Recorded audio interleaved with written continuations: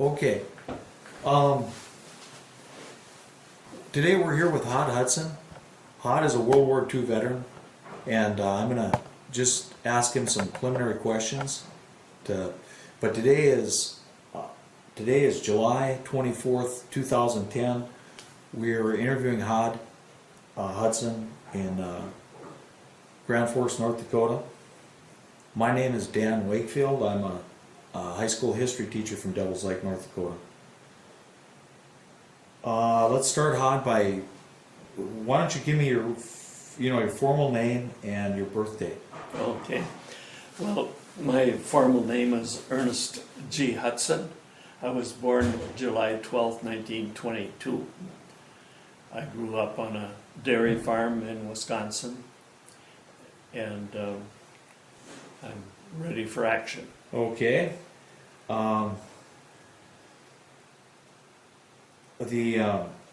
Okay, so you, as a veteran, we probably should just get these preliminaries out of the way. Okay, you served in World War II, correct? Yes.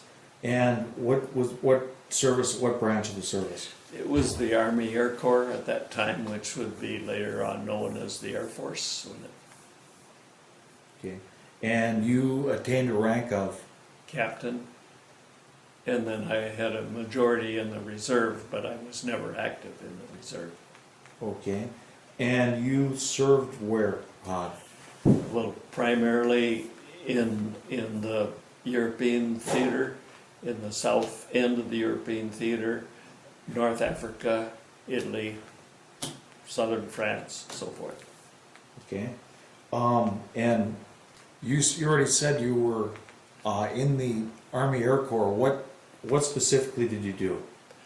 I was a pilot, bomber pilot. And flew what aircraft? The B-25. Okay. All right. Let's talk about how you got there. First of all, you mentioned you were born in 1922. So, of course, the war began in September of 1939, but the United States entered the war after Pearl Harbor. At the time of Pearl Harbor, December 7th, 1941. Okay, at that time, Hod, where were you and what were you doing at the time of Pearl Harbor? I was a freshman at Eau Claire State Teachers College in Wisconsin. And so, being in college at the time, what was sort of the atmosphere of I guess the folks that you're going to school with and your family, and I guess I'd just ask you first, did you think was your sense that we were going to eventually be in this war? Did you think we were going to be in the war? Oh yeah, it was very apparent before it happened that we would have to move in and help Europe. Okay. And of course the Japan thing came pretty much as a complete surprise. Okay. But at that time Hitler, was marching across Europe. Right.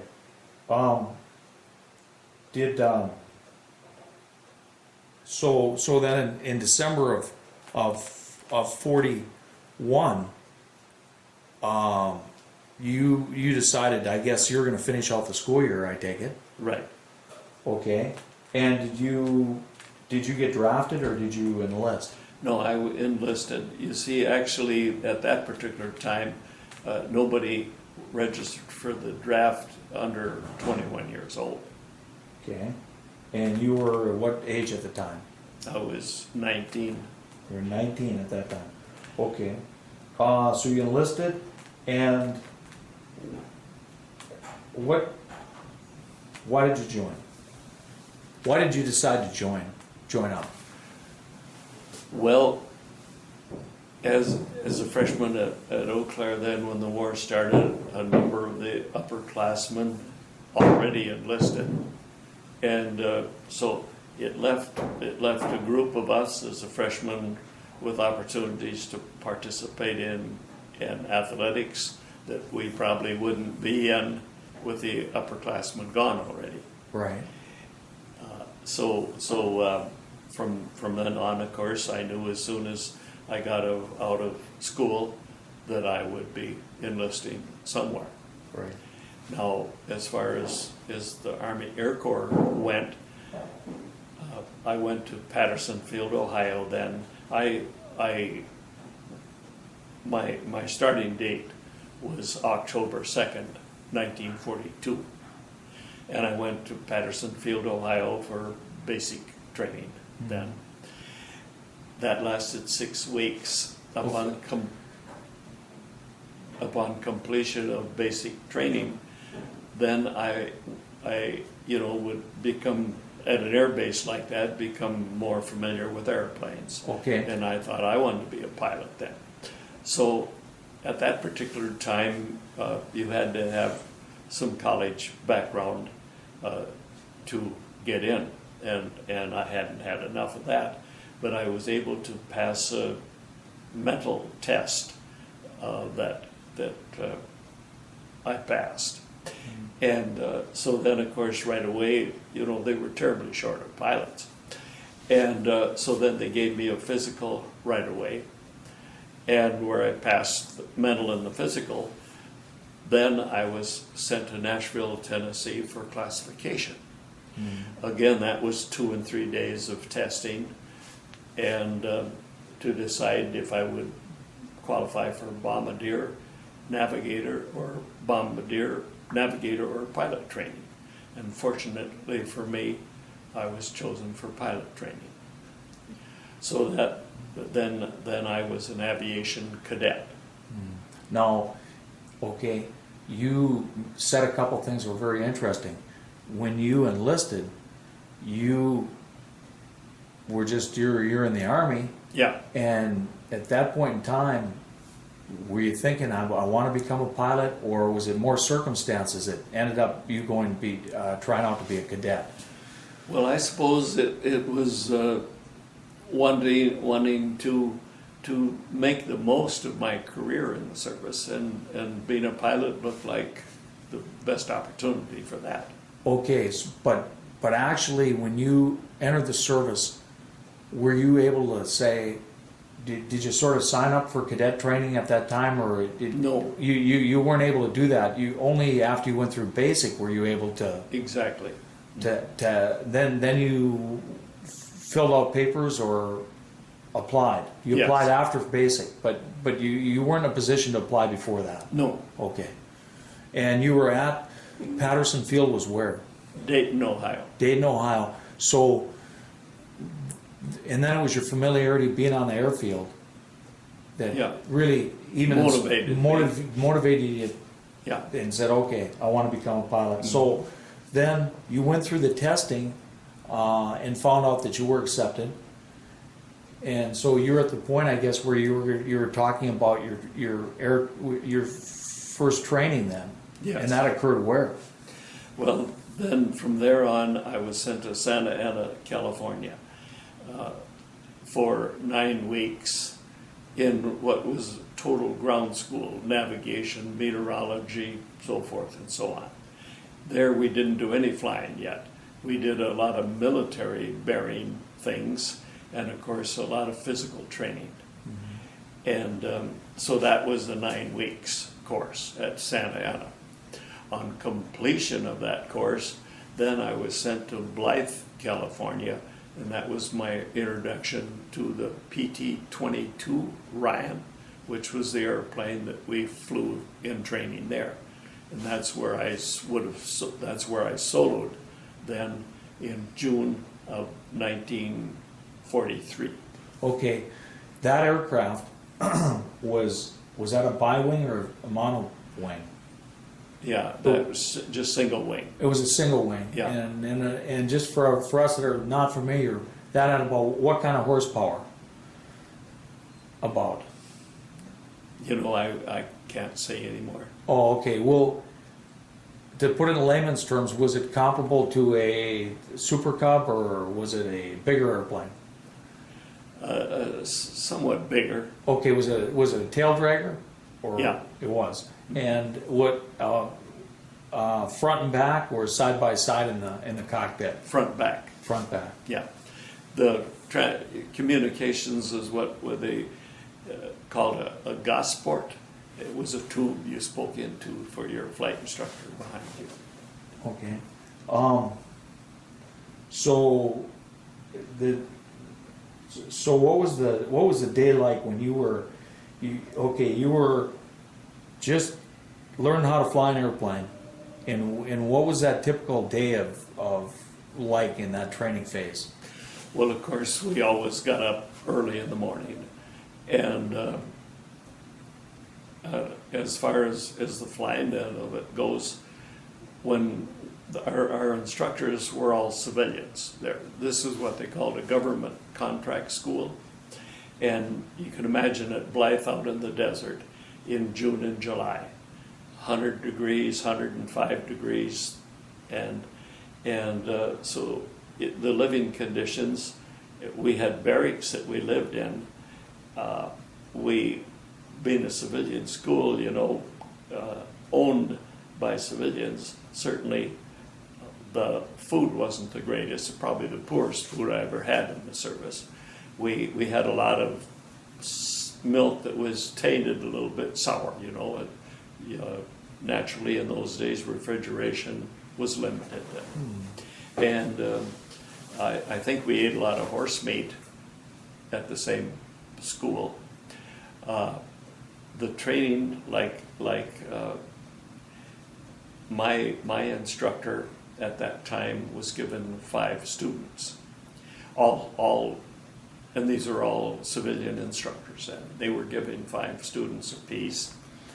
And as time went by, then they were subject to washing out the weakest students. So 45% of my class washed out at Blythe. Okay, but as far as a typical training on a given day, would you all do ground school together and then fly Ground individually? school would be together, yeah. And that would be, and you'd start pretty early in the morning. Yeah, I can't remember the exact No, things but we. where I'm getting at is you were mentioning this heat of 100, 105. You Yeah. you weren't flying in the middle of the day, were you? Oh, yeah, You were. yeah. Wow. Okay. So then about how many hours did you accumulate? 65. 65 hours. And that was a 9-week period then. Okay. And then upon completion there, I was sent to Minter Field at Bakersfield, California. Now that was the BT-13 Vultee, and that had a 450 horse engine in it. And then This was that is- a radio? A radio Yeah, this engine? is where we're more introduced to radio, instrument flying, night flying, cross country, etc. Okay. And again, that was a 2-place aircraft though? An instructor, back. front Yeah, back instructor and a trainer. Mhm. And that aircraft was a radial engine? Yeah, Okay. Okay, so there you got a radial engine, and about approximately how many hours did you fly there on? I'd say 87 would be awfully close. Okay, and then you were flying at Blythe in the middle of the summer, and then by the time Next 9 weeks, then we're there. Yeah, and that was in the fall then, yeah. and the name of the place again was Minter Field at Bakersfield, California. Bakersfield. Okay, so now you've flown this intermediate aircraft Sure. with a lot of horsepower, Yes. and you were saying that there were in your class about how many were washed out at that phase? About 20%. About 20%. Yeah. Now, were you, as you went along in these stages, were you with some of the same fellas? Yes. You were, okay. Yes. All right, so then the next phase of flight. The next phase of flying was twin engine at Yuma, Arizona. At Yuma then we flew the AT-17 mostly, but we got some AT-9 time. That was a little faster twin. So there again, that is where after 9 weeks, see the whole flight course as a cadet for me was 36 weeks, 9, 9, 9, and 9. Oh, okay. And that's where we graduated from and got our silver wings and became a second lieutenant. So I graduated then on December 5th, 1943. That's where the next phase is then, where do you go for training or, advanced? Can I interrupt you just a moment? Did you have any input on whether you were gonna end up in a bomber or a fighter, or how did that work? Well, actually, you could make application for what you wanted to do. You didn't always get it. But in my case, I wanted to go to P-38s. So of course, twin engine, the P-38 fighter. But so the twin engine, was the proper training. However, they were more shorter bomber pilots, so I was sent then to Sacramento, California, Mather Field, to train in B-25s. At Mather then, we were there about a month, and the weather was horrible then, late December. And so to get more flying time in, then they moved us to Deming, New Mexico, where we lived in the gym and flew like 6 hours on and 6 hours off, and because we were short on time that we needed. So after finishing that course, we went back to Sacramento and then rode a troop train to Columbia, South Carolina. Okay, if I can interrupt, the fellas that you started out with in that initial phase of training then, did some of them stick with you all the way through the P-25 I have to training? tell you about my friend Bill Ingram. Okay. Okay, now in the alphabetic order, of course, H-U-T is kind of at the tail end of the H's. And I, for Ingram, is following H's, of course.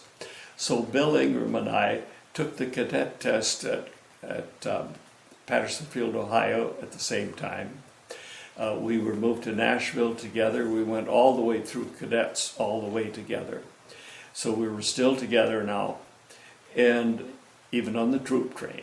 And then when we got to Columbia, South Carolina, I was picked for low altitude strafing and Bill was picked for mid-elevation bombing. And so he was sent to Greenville, South Carolina for his training, where I stayed right at Columbia. At Columbia then that's where I got to fire the 75 millimeter cannon from the nose of the B-25. Oh, wow. And so as soon as I got to Columbia, I want to finish on Bill yet. Then after all our training, I got overseas on the island of Corsica, and here was Bill in the squadron just, about a block from me. And so we flew combat. He became a lead pilot in his squadron, I became a lead pilot in my squadron. As Bill finished his career, he became personal pilot for General Knapp at Tunis, Tunisia then. And after Bill got out, he became a boat pilot on the Delaware River and navigating the ships up the Delaware River to Philadelphia. And I visited him I visited him and went sailing with him in the Atlantic Ocean then. Approximately when did that happen? That would have been 15 years ago. Oh, 15 years ago, okay. Yeah. So it just brought that in, like you mentioned, sticking with, there's a friend, my best friend, all through cadets and all through the service. Wow. Yeah. Okay, to just sort of round this out a little bit, did that first 3 phases of flight, that was where I presume that you were sticking with the guys from that you started out with, but that's when you split up. Is that when you split up after those first 3 phases of flight, where you went to B-25s? Yeah. Okay, so from, go ahead. But most of our people then went to B-25s or B-26s or B-17s or 24s. You know. Oh, okay, so most of them did end up in bomber training. Yeah.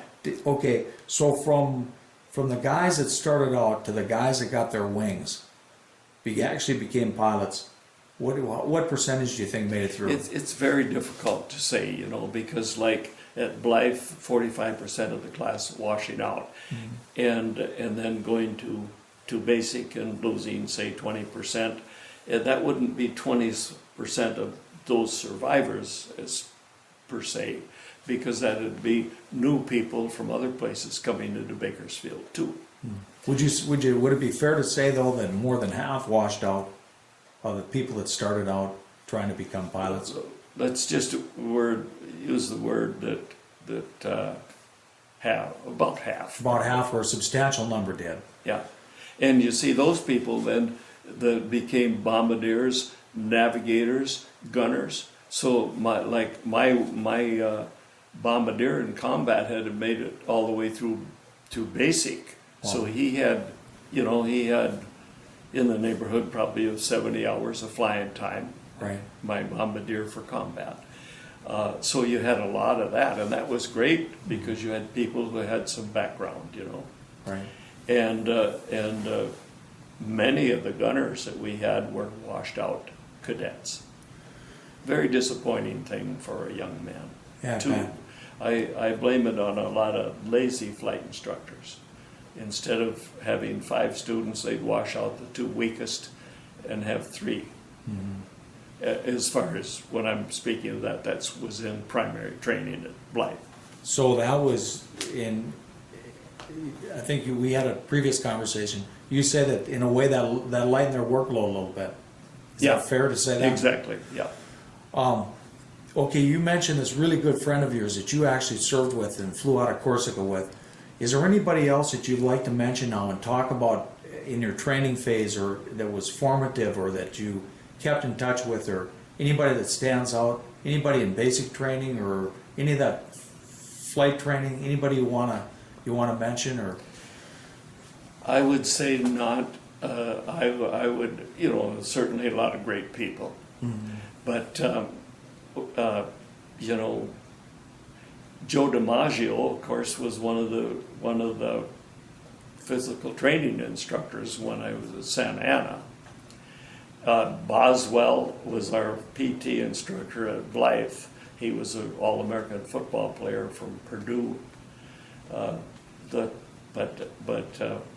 as far as mentioning people, I think we'll wait till we get into combat. okay, good.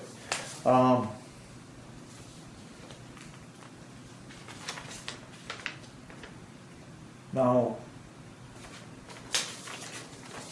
so as far as the instruction phase, just to sort of wrap that up, that instruction phase actually did that last more than a year then? If you put it all together, or no? You know, I Yeah. guess not. Yeah, well, yeah, it would, because you see, I sold it out in June of '43, and I flew my first combat mission in August of '44. Okay. Now, you're in the Gulf. You're down in what state? And you got your you got your orders to go where? Yeah, when I was at Columbia, South Carolina, then I was assigned to crew. So I got a bombardier, a co-pilot, a radio gunner, an engineer gunner, and a tail gunner. I trained with those, the 6 of us then trained together there. Did a lot of flying then, of course. And Were you dropping any live ordnance at that time, or you? no, we did a lot of formation flying, awful lot of night flying, and a lot of navigation, of course, cross country. My bombardier was from Danville, Virginia. Excuse me, my co-pilot was from Danville, Virginia, and his people owned a store along the river, so we buzzed Danville, Virginia, good, and my tail gunner had been at tenor sax for Herbie Case band. He was a man about 27 years old, where the rest of us were in that 20 to 22 area. So it was kind of like flying with your dad, with having him along. He had so much experience. And he was married to a Conover model. She came down to Columbia to visit us, and that kind of dressed up the club rooms up. She was what, a model for Conover Conover was a modeling agency, oh, it was, okay, I guess. all right. Yeah. Okay, so I presume that is this a crew that's gonna go over to the Mediterranean with you? Yes. I see. Do you want to talk about the training just a little bit more? I'm just sort of curious. Then, besides formation flying, did you go to sort of mock targets? Okay, you're all going to fly in formation. This would be fly over the top of this bridge or go to this city. No, we didn't do any of that. We did an awful lot of, well, like I mentioned, the low altitude bombing. Then we went to Myrtle Beach, where we had the outer islands, Right. and then targets on there where you would fire the 75 millimeter cannon. Okay. And Were the gunners also using their firing? no, they were not. just along. The bombardier's job then was to load the 75 millimeter Okay. shell. And you realize we had no navigator, the pilots were navigators, of course, and In the B-25, you did not have a navigator. we did in combat. Oh, you did But in that combat. would be later. Okay. Yeah. So when we completed our training there was an awful lot of link training, if you're familiar with that, Right. instrument practice. Okay. Not a lot of that. And so that, from there on, we went to Morrison Field at West Palm Beach, Florida. Okay, and Myrtle Beach was where? Myrtle Beach was on the east coast of South Carolina. And that was the final phase of your training? Yeah, actually, we were at Columbia. We just go over to Myrtle Beach Okay. and practice. Okay. Yeah. So then you end up in Florida, where? At Morrison Field at West Palm Beach. Okay. And that was our jumping out. That's where we were we got a brand new airplane then, that was there for us. And that's where we started our flight overseas. Okay. Now, regarding that going overseas business, did you, I'm just curious, did you fly with other aircraft together? No, everybody was alone. And why do you think they did it that way? Because when you fly formation, you use a lot more gas jockeying your throttle back and forth to stay in formation. That would be the biggest reason. The other reason, of course, you can't fly instruments in formation in clouds, so you have to be dispersed. And Okay. And what do you want to show us now, Hod? well, I can give you the flight overseas then. Okay, if you just want to, let's have a look at that. Well, I want to just sort of video this right here. Sure. Okay, this is your flight log, I guess, from From my logbook. Yeah. from your logbook from Florida Yes. to Tunisia. Wow, and that took approximately how many hours, Hod? I had it somewhere. I think there might be a number right at the bottom. Yeah, oh no, that's total hours that I had there. Oh. I would say roughly 52 hours. 52 hours, and that sounds real close to what you had written up. Yeah. Okay. Now, I guess what you're going to do then is you're going to take us through this. will. Should we use the map, or how should we do this? Well, actually, I have it memorized. Okay. So as far as I'm concerned, if you want to use I can. this as a reference, Yep, and I can zoom in here too. So here we are. We got a map of the world, and we're Sure. going to zoom right in on Florida here. okay. Well, Oops. As like West Palm Beach, then would be on the east coast of, Just north of Miami, right? yeah. And I've got Miami right there, so, Sure. And our first leg then was from Florida to Borinquen Field in Puerto Rico. okay, so And that took 5 hours and 40 minutes. okay, and and what I want you to do as we go through this flight is, if there were there any of those legs of the flight that were notable to you for whatever, weather-wise or whatever, Sure. let us know. Sure, I will bring that in. Okay. The one thing I wanted to tell you about Puerto Rico, I had my first frozen daiquiri that evening, and that cost 25 cents. Wow. Okay. So the next morning, then, see, we would be briefed, every day, the route and so forth. Okay, can I interrupt here? All right, so these B-25s are coming over. You said they're not flying in formation, but are they being sequenced? Yeah, Okay, so approximately how many hours does the next guy take off? I would say 10 minutes behind us. Oh, just, all right, so you've got a whole flight of aircraft really that are going about the same time. Yeah. So how many launched that morning how many guys went, do you think? Well, that it would be many different airplanes. There'd be C-47s, B-17s, well, not the B-17s so much, because they normally went the northern route, Okay. through Greenland. Okay, But B-26s, C-47s you mentioned? C-47s and C-54s. Those are, Sure. C-54 would be the 4-engine transport type airplane. Right, so it's interesting because it sounds like that they were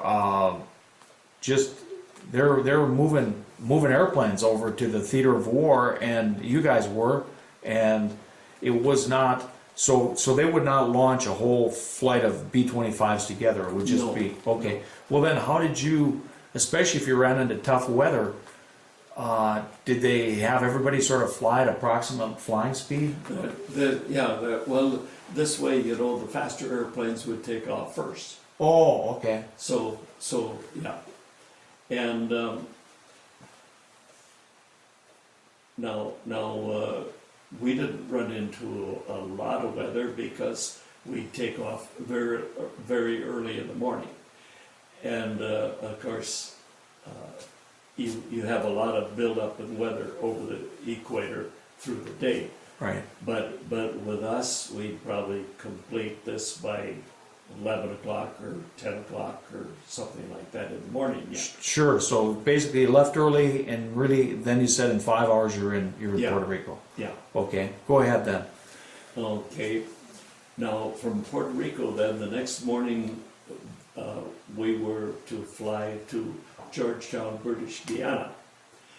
But actually, there was an airplane missing, so they put us on an air sea rescue type mission to try to look, for oil slick or survival, any type. So that took a little more flying time, so we flew from there to Trinidad and to gas up at Trinidad. And that was 5 hours and 30 minutes. Okay. So when you were looking for that other aircraft, was that just in the vicinity of Puerto Rico, or was that? That was along the route? The whole chain of islands. Oh, as along the chain of islands, they wanted you to look. Yeah. Okay. So then your range wasn't quite as good, and then you put in at Trinidad. Yeah. Okay. And then from there, the same day, of course, then we flew from Trinidad to Georgetown. Okay. Now I can tell you, when I landed at Georgetown, of course, would be later in the afternoon then, and it was just raining cats and dogs. Now after my touchdown on the runway, we had no windshield wipers, of course, on airplanes, and you absolutely couldn't see the taxi. So I had to sit on the runway a little bit till I could see the taxi in. And that was kind of a sweat job because, who do I have coming in behind me? Right. Okay, so the next day then, we flew from Georgetown to Belém, Brazil. Now, of course, we would cross the equator on that flight, Right, and of course, cross the Amazon. right. And the Amazon was a large river. And of course, huge forests, and all you could see, if you could, would be water on either side, you know. Okay, now, are you sort of, you're dead reckoning, I take it at this point, because, as you're flying over the Caribbean, I would think as those islands come up, the landmarks are pretty good. Sure. But when you got over South America, was it tough to have good landmarks? Actually, primarily, we had what we called radio compass. Oh, sure, Yeah. So we depended on that a lot. okay. But you were So also, it was a combination of dead reckoning and radio. okay, and that was working out good, okay. Yeah. All right, so and that leg approximately from Georgetown to Belém was, what did you say that one was again? From Georgetown to Belém was 5 hours. 5 hours, okay. And each time after every one of these legs, you're staying overnight? Yes. And so it's just in sequence, all right? Yeah. Okay, And this would be an area where we had netting over our beds because there are a lot of mosquitoes. okay, so basically there, I presume that it would have been the threat of malaria or? Yes. Okay.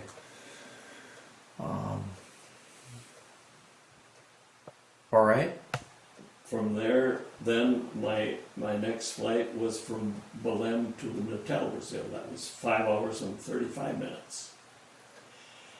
okay, I do not have that on the map, but I'm gonna ask you, is that right on the, is that between Yeah. Recife and,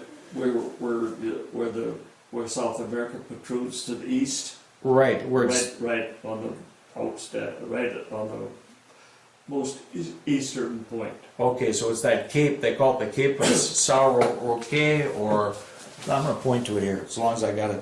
Sure. So, all right, so here's Belém right here, and then are you, Natal, Brazil, right there. is right on that, Yeah, right there. okay, so I presume you go there because then it's gonna be the shortest flying distance Yes, to Africa. yeah, but you see, we didn't have enough fuel to make Africa. Oh, really? So then we had to land on Ascension Island.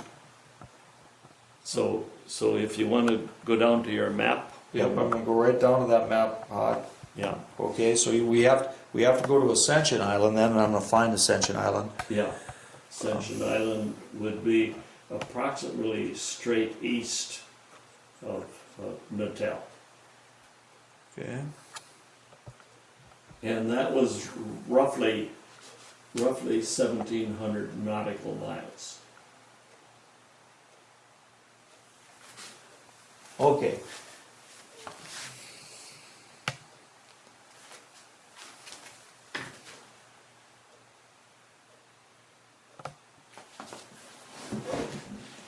Yeah, all right, so there it is right there. Here's Ascension Island right here. And it's got UK under it, so the Brits, it must be Britain then, that has that island. Yeah. Okay. And then the next, that flight was 7 hours and 20 minutes. Okay. I should explain that we carried 970 gallons of gas in the B-25. In addition to that, for ferrying airplanes overseas, they had put a Bombay tank in that carried 215 gallons. Yeah. So this is the only reason we could fly over 7 hours with the B-25 was Wow. with that Bombay tank. Okay, well, right, okay, but as long as you brought that up, so then, I guess at cruise or whatever you're flying at cruise, what is the normal range then, in terms of time?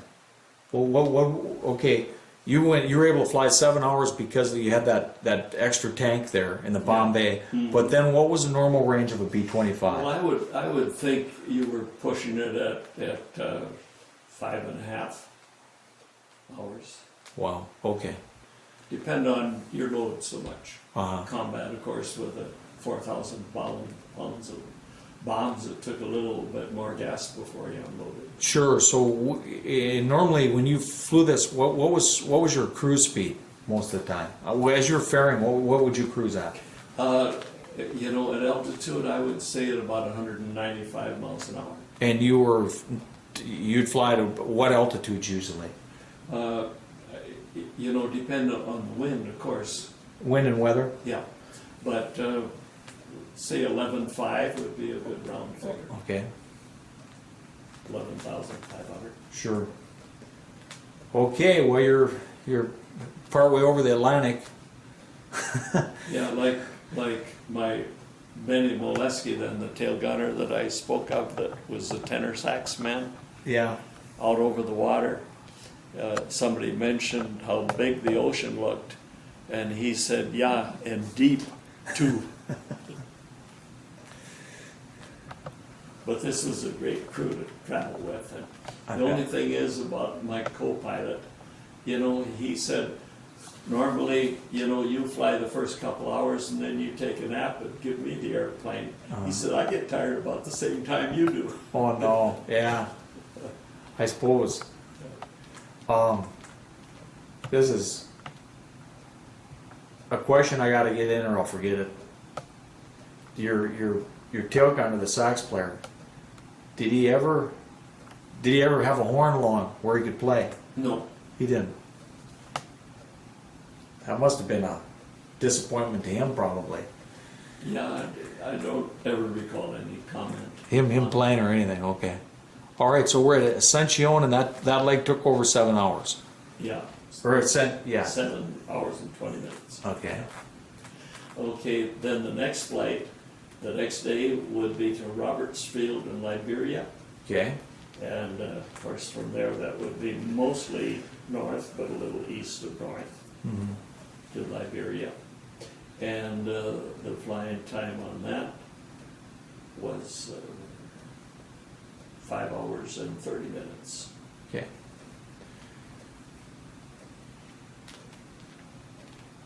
All right. You're in Africa. Yeah. Now from Liberia then, we flew to Dakar, Africa. Dakar would be on the coast, Yep, I can see it. It's in Senegal. Yeah. Okay. Yep, I can see right up the coast there from Liberia to Senegal, And Dakar. that was 4 hours even. Okay. Okay, now you realize a lot of this flying, you were sometimes on instruments and sometimes not. And I don't have that broke down. So from Dakar then, our next flight was 7 hours and 15 minutes, and that would be to Marrakech, Morocco.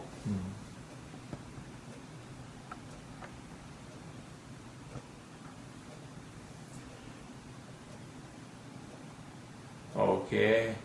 Unfortunately, they've got Dakar there. They do not have Marrakesh on this map, but I can see Casablanca. Is Marrakesh a little bit south of Casablanca? It sure is, yeah. Okay. Yeah. Alrighty. And from And what was that like again? How long was that? well, that was 7 hours and 15 minutes. Oh wow. That Okay. was over desert and then over the Atlas Mountains. So of course the desert was just sand upon sand upon sand. And then as you got to the mountains, the Atlas Mountains, you saw more water and villages, you know, in the mountains. Okay. And and that was then at Marrakech, of course, is where I first became aware of the German soldiers that were prisoners, and they had a group working in the mess hall. Okay. Then. So to this point, from Florida to Morocco, did you ever have an extra day over, or was this just one day after another? One day after another. Okay. Yeah. The only way you would be held over would be weather. Okay. And so the next day from Marrakech, I went to Tunis, Tunisia. Okay. and that would be 5 hours even. Right? Got it. Okay, and that was on the 21st, yeah, of August. Of 1944. Yeah. Okay. And according to my logbook here, it shows that on August 22nd, I flew my first combat mission. So actually, the next day Yes. you flew at flying combat. Yeah. All right. Let And, go ahead. to get back on that, when we got to the island of Corsica, then I was moved from Tunis to Corsica, and the airplane I flew over was left at Tunis to be stripped down for combat, Okay. because they had the fixed guns on the sides. Of course, we didn't need that for medium altitude bombing, and so my airplane got left there, and I was flown up to Corsica in a DC-3. Okay. So let's understand this then. The aircraft you flew over, is that the aircraft that you ended up being No, your airplane? It was never saw not. it again. You never saw it again. Okay. So so then you get assigned this new airplane that is really set up for combat. Sure. But your first mission that you flew the next day, you flew out of Tunisia? Yeah. Okay. So No, out of Corsica.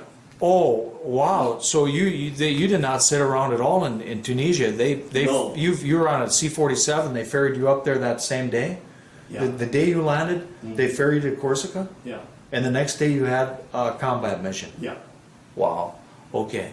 Well. And that was during the invasion of southern France then, see? Okay. I'm going to put this on pause for just a minute. Sure.